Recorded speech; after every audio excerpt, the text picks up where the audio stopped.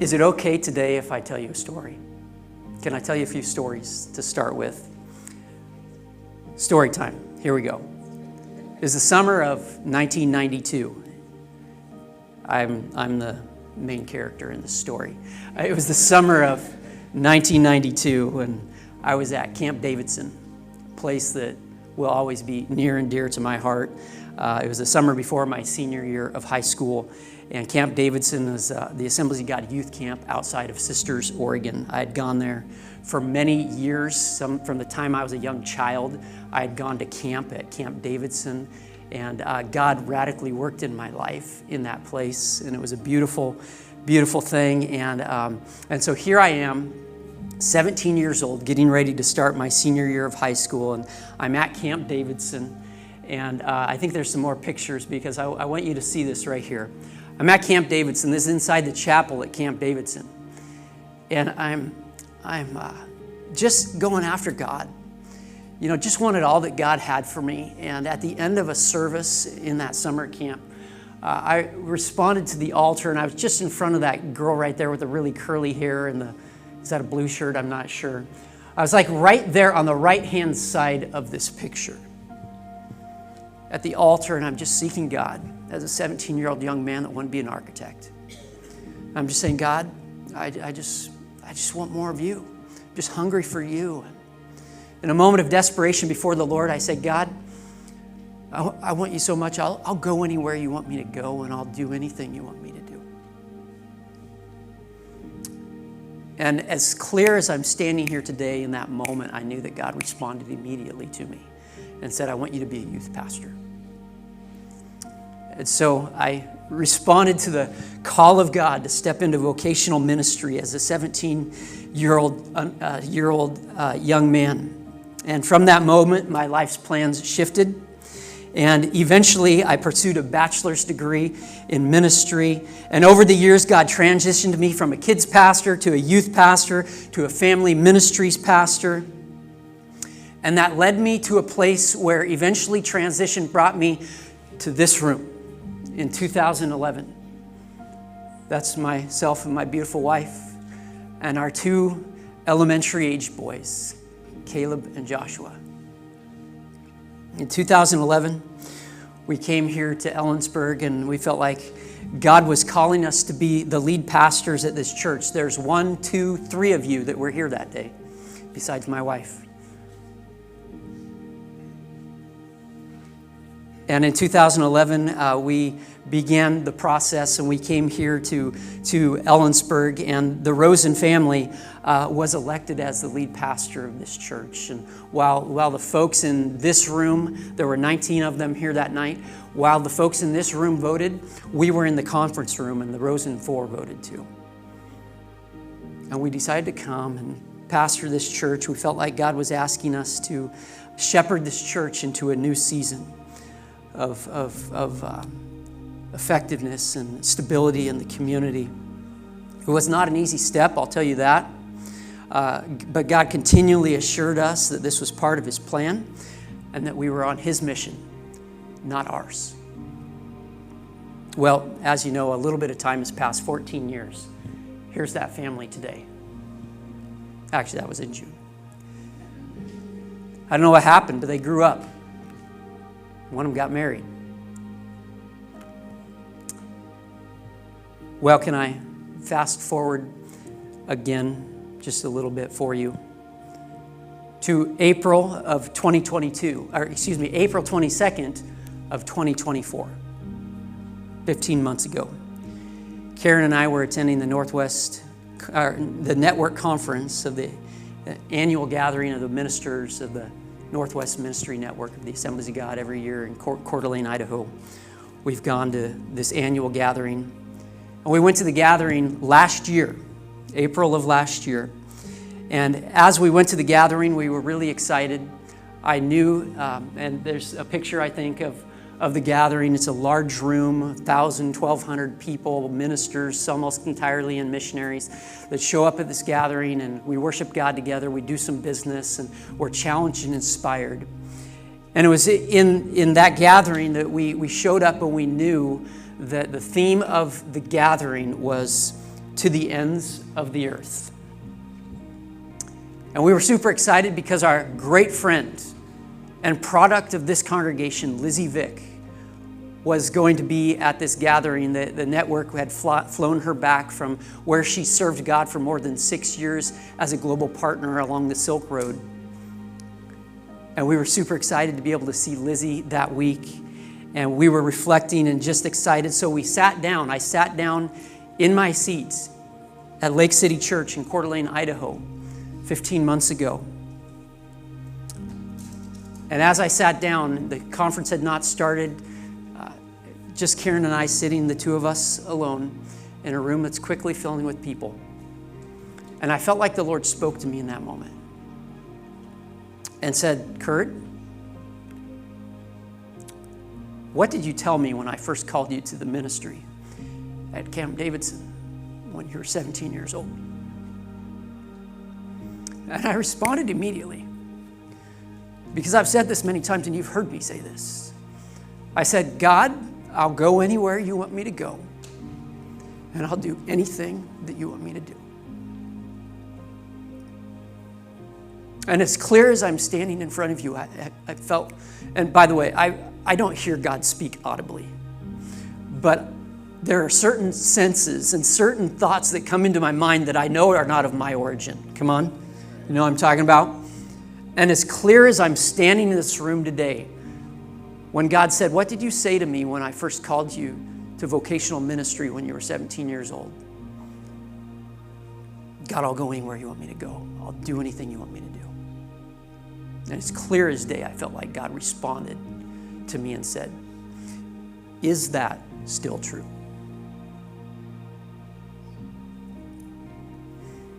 Here I am, 49 years old. And can I just pause for a minute and say this? There's a big difference between giving God the blank check of your life at 17 than it is at 50. Now, let me just pause again for a moment and say, if you are a young person and you are considering selling out to Jesus, I want to applaud you and say, do it now, do it today. Go all out after God and give him your entire life. You will never regret it. And he will lead you in some incredible places. And Karen and I will be your biggest fans as you do that. But I think we all realize it's a little bit different when you walk in obedience to the Lord at 17 years old with the life that you don't know that's even in front of you.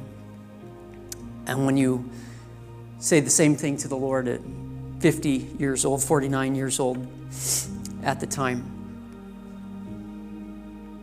Honestly, as God said, is that still true? I was petrified. I was petrified because I wasn't sure of the answer, and I also wasn't sure if I liked the answer. And I wasn't sure if I liked the answer, I knew that it meant big things. I was petrified. I didn't tell Karen. The service started, the service ended, and quickly we got back to the hotel, and I told Karen. This was a couple hours later, and I was still afraid to answer the question before the Lord. And finally, over the course of the evening, I finally came to realize that there was only one answer to the question: if I was really, truly going to be fully surrendered to the Lord. And the answer was this: yes, God, I will go anywhere that you ask me to go, and I will do anything that you ask me to do. And over the course of the rest of the conference, it became exceedingly clear to Karen and I that God was asking us to give the next season of our lives to serve him overseas. And so we've started into a journey over this last year and 15 months or so, when we began praying together and asking questions and talking and saying, God is asking us to serve overseas, and it's been quite a journey, to say the least, of pursuing God and trying to figure out what he's saying. There were, some doors that seemed open and then they didn't seem open. And we're just trying to figure out, where is God leading us? If he really wants us to serve him in missions in another place, what does that look like, and where does he want us to go? And we couldn't figure that out. And so fast forward again to March of this year. And this is when I came across, just a few months ago, I came across the opportunities page of a global medical missions organization called Mercy Ships. Here's a glimpse this morning of what Mercy Ships does, if you're unaware. Mercy Ships is on a mission to bring hope and healing directly to those who need it most. In many nations in sub-Saharan Africa, access to surgical care is limited, unsafe, or unaffordable. 9 out of 10 people in need of surgery are left without hope.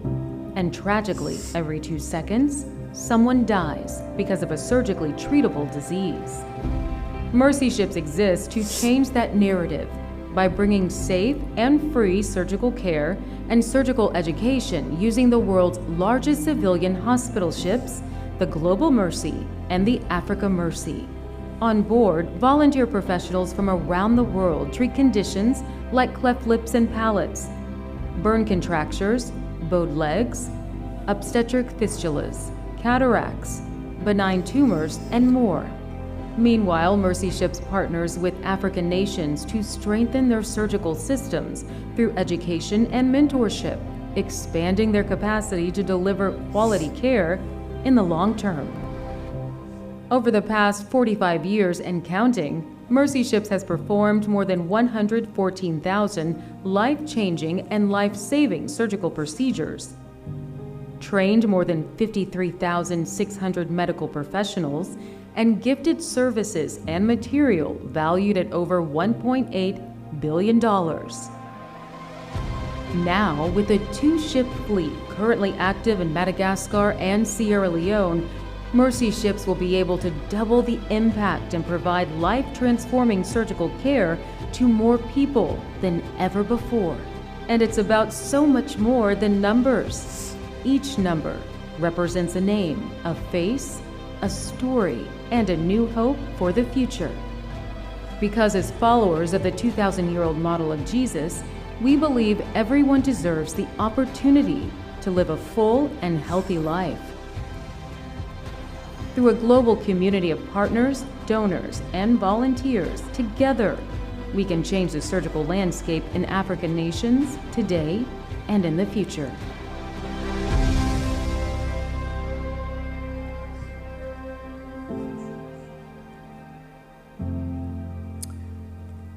It was March that Mercy Ships really came on our radar.